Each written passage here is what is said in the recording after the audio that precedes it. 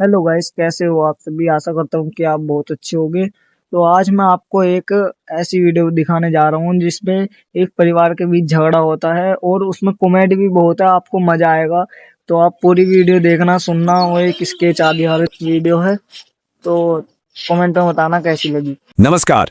अच्छा, कभी सोचा है कि एक बिल्कुल आम सा पारिवारिक झगड़ा देखते देखते इतना मजेदार और फनी कैसे बन जाता है।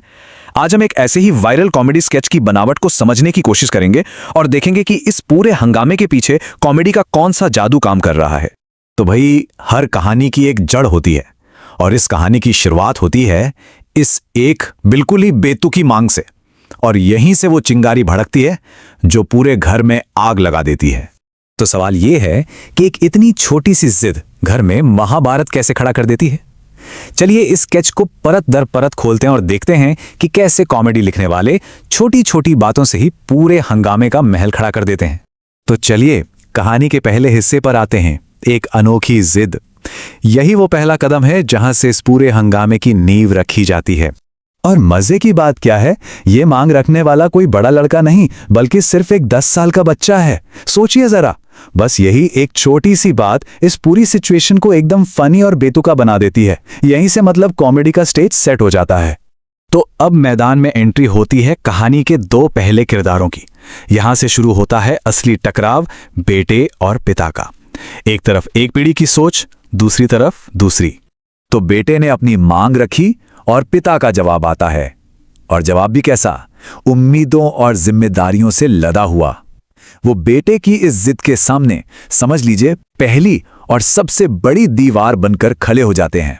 तो देखिए, एक तरफ है बच्चे की दुनिया जहां उसके लिए शादी एक खिलौना है, और दूसरी तरफ है पिताजी जिनकी दुनिया में सबसे जरूरी काम है देश का नाम रोशन करना।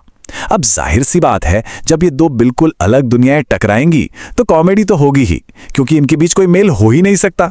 और फिर क्या होता है, बहस एक ही जगह पर अटक के रह जाती है। बेटा एक ही रट लगाए है, शादी करवाओ, और पिता का जवाब भी उतना ही अजीब है, नाच करवाऊंगा। ये जो लूप बन गया है ना, यही मजेदार है। इससे पता चलता है कि अब लॉजिक गया तेल लेने, अब तो बस जिद की लड़ाई है। तो जब ये बाप बेटे की बहस एक ही जगह गोल गोल घूम रही है, तभी कहानी में होती है एक धमाकेदार एंट्री, एक ऐसे कैरेक्टर की जो इस पूरे झगड़े का नक्शा ही बदल कर रख देता है। और दादी के आते ही गेम बदल जाता है। पोते को मिलता है फुल इमोशनल सपोर्ट। वो सिर्फ उसका साइड नहीं लेती हैं, बल्कि इस लड़ाई में उसकी सबसे तगड़ी पार्टनर बनकर सामने आती हैं। तो देखिए जरा, झगड़ा कैसे एक एक करके बढ़ रहा है। पहले बेटे ने जिद की, फिर पिता ने मना किया, और अब दादी ने बीच में एंट्री मार दी। और दादी के आते ही ये लड़ाई अब सिर्फ बाप बेटे की नहीं रही, अब तो घर में एक पावर गेम शुरू हो गया है।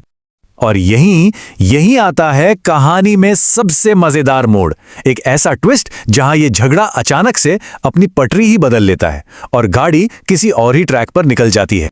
यही वो मोमेंट है, सिर्फ एक शब्द, पगली, और बस पूरी बहस बिल्लू की शादी से घूमकर सीधे सास बहू के क्लासिक झगड़े पर आ जाती है। क्या कमाल का टर्न है ये कॉमेडी राइटिंग में। और इसके बाद तो इंसल्ट का लेवल बढ़ता ही जाता है। झगड़ा अब पूरी तरह से पर्सनल हो चुका है।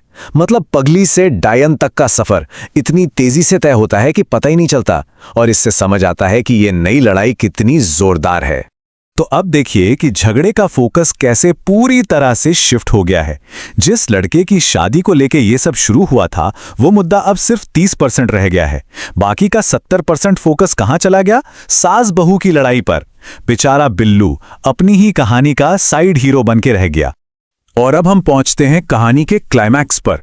ये वो पॉइंट है जहां ये सारे छोटे छोटे झगड़े एक साथ मिलकर एक बड़ा धमाका करते हैं, मतलब फुल टू केओस। यहां पर बेचारे बेटे की फ्रस्ट्रेशन साफ साफ दिखती है। जो लड़ाई उसने शुरू की थी उसी में उसे साइडलाइन कर दिया गया है। सोचिए, अपनी ही कहानी में इररिलेवेंट हो जाना, यह अपने आप में कितना फनी है। तो आखिर में हो क्या रहा है, हर कोई अपनी अपनी ही शिकायत लेकर बैठा है, कोई किसी की सुनी नहीं रहा, सब एक साथ चिल्ला रहे हैं। और ये जो मजेदार सा रायता फैला है ना, यही ऑर्गेनाइज केओस इस स्केच को कॉमेडी के एक अलग ही लेवल पर ले जाता है। तो अंत में सवाल यही उठता है कि क्या असली कॉमेडी इसी गड़बड़, इसी अराजकता में छिपी है। शायद जब बहुत सारे अधूरे झगड़े एक साथ टकराते हैं ना, तो हंसी का सबसे बड़ा धमाका होता है। ये स्केच यही तो दिखाता है कि कभी-कभी सबसे बेस्ट कॉमेडी एक वेल प्लान गड़बड़ ही होती है। अगर वीडियो अच्छी लगी हो तो लाइक करना और कमेंट करना और सब्सक्राइब जरूर करना, क्योंकि मैं भी आपकी तरह एक छोटा क्रिएटर हूँ और मैं भी बड़ा क्रिएटर बनना चाहता हूँ।